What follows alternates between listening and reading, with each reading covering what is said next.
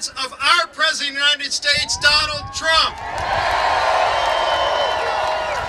I can't thank y'all enough for coming up to show your passion for this country, your passion for what's great about this country, and the things that it's taken to finally make America great again, and it's happening. You just think about what Donald Trump has done in just 2.5 years as president. We had the worst economy for 8 straight years. Every quarter we had less than 2% growth. That didn't even happen during the Great Depression. And Donald Trump came in and he said, we're going to fix that. We're going to turn this country around. We're going to rebuild our middle class. We're going to bring jobs back to America that were leaving, going to places like European countries like Ireland, great countries, but countries that shouldn't be taking our jobs. And we're bringing those jobs back because of Donald Trump's policies. By cutting taxes, by getting regulations under control, by cleaning up the mess here in Washington and starting to drain the swamp, this country is coming back. Opportunities are coming back for all Americans. When President Trump at the State of the Union here in January in this building said proudly, we have the lowest unemployment amongst African Americans and Hispanics in the history of our country. And you saw us applaud, but not everybody applauded. If you watched, there were some who sat down, some who didn't want to celebrate everybody's success for whatever reason. Because what makes this country great is that American dream. That Statue of Freedom at the top of this building that represents freedom, not just here in America, but all around the world. And now as you see all of these successful things happening for people, you would think everybody would be celebrating that. Unfortunately, not everybody in this building does. As you know now, Nancy Pelosi is the Speaker of the House. In the face of the hottest economy in the world, some of the greatest abilities, women-owned businesses are up 20%. All of the things that we should be celebrating. Nancy Pelosi's answer is to try to impeach the President of the United States. Do you think Nancy Pelosi and Adam Schiff should be able to impeach this president? She hasn't even listed a high crime and misdemeanor. She hasn't even brought a vote to the House floor, which, by the way, only 3 times in the history of this country have they moved through articles of impeachment. And all 3 times, even going back to Andrew Johnson, they had a vote on the full House of Representatives so that all members can be held accountable for that vote. So Nancy Pelosi's trying to hide and shield some of her members from that accountability, from the transparency. And so what she's got is Adam Schiff running this kangaroo court behind closed doors.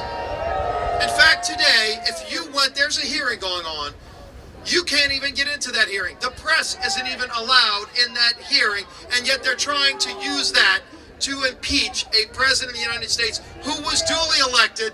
And oh, by the way, next year, I don't know if y'all know it or not, there is an election for president next year. I have a feeling you'll all be participating in that election. But let me ask you this, because Nancy Pelosi and Adam Schiff want to go behind closed doors and try to decide who can or can't be the president of the United States, shouldn't you be the ones that decide who's president of the United States next year? You, the American people, should be the ones that go to the polls and get the opportunity to vote, whether it's for Donald Trump or some socialist that's going to come out of that field. Isn't it great watching those debates? They ought to have more debates on the Democrat side. I mean, every week it's a different one fighting to see who's more far left to the socialist left than the other. And there's moving so far you can't even recognize some of the things they're talking about. But this is the United States of America.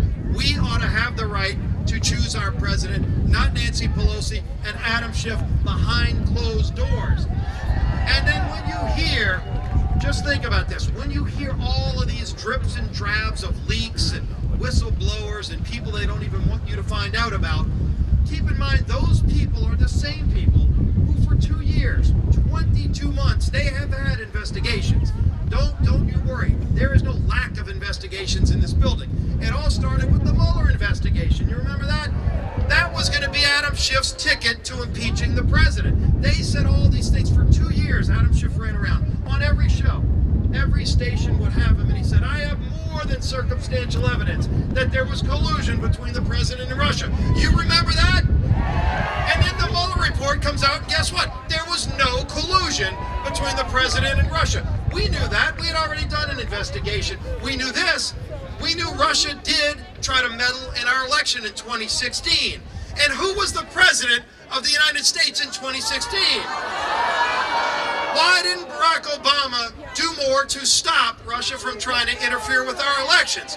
I don't know. No one in the media will ever ask him that question, but I do know this. I know this. Donald Trump is not going to let Russia interfere with our elections. He's standing up to Russia.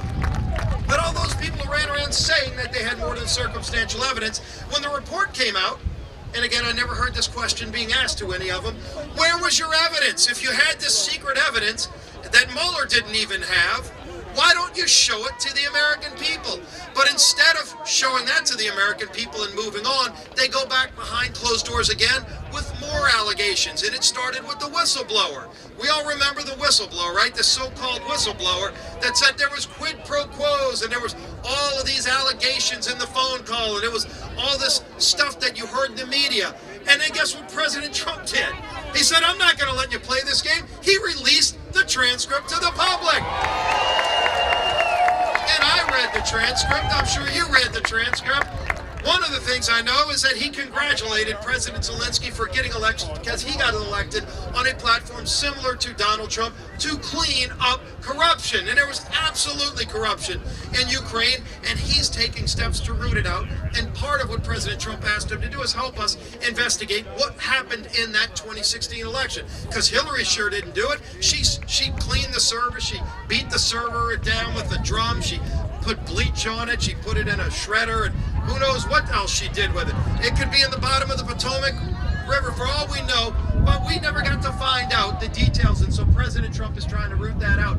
He also talked about, by the way, what he did to go and help the Ukraine stand up to Russian aggression. If you remember, Russia was invading Ukraine when President Obama was president. And the Ukrainians then said, will you sell us the Javelin missiles? The only thing that can actually break and bust a Russian tank is a Javelin missile. And you can't go on eBay, you can't go on Amazon and buy it. You've got to get permission from the President of the United States. That's the way the law works. So they asked President Obama, and you know what President Obama told Ukraine in standing up to Russia? He said no.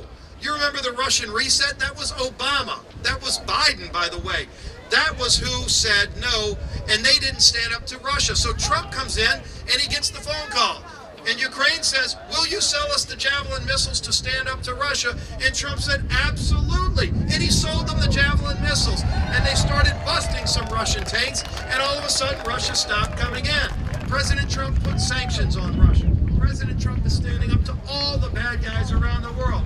He's standing up to China. He's standing up to Iran. He's standing up to North Korea. I wish those other presidents did, but Trump's doing it. And what's their answer? They want to impeach him and not let you have the opportunity to decide the next president. But guess what? Are they going to win? No! Because you know the American people know what's right and wrong. They know it's wrong to try to go behind closed doors and in secret try to impeach a president with false information, all of the falsehoods they did. Adam Schiff opens up his hearing reading a parody, a falsehood about what the phone call was. And so President Trump released the phone call so everybody could see. There was no quid pro quo. He talked about the things they're working on together to stand up against the Russian aggression. Let me tell you this. We have got the greatest country in the history of the world. We have got the most incredible entrepreneurial spirit where people with a dream, you can be in New Orleans, Louisiana, go Tigers. You can be in Ohio, you can be in Pennsylvania, you can be in Minnesota, which we're going to win. You can even be in a foreign country and have a dream. And in many of those countries, you can't fulfill that dream. And so they look to us. They look to this great nation, the leader of the free world, that still holds out that opportunity for anybody. If you work hard, if you play by the rules, if you hold on to that dream and fight like nothing else, you can achieve it here in America. Donald Trump is ensuring that that dream lives on. When you see that Statue of Freedom up at the top of that Capitol dome, that's what we're fighting for. We're not going to let him take it away. We're going to keep fighting for the truth, for honesty, for openness, and they ought to do the same thing. Thank you for coming out here to support this great president, Donald Trump. God bless you, and God bless the United States of America.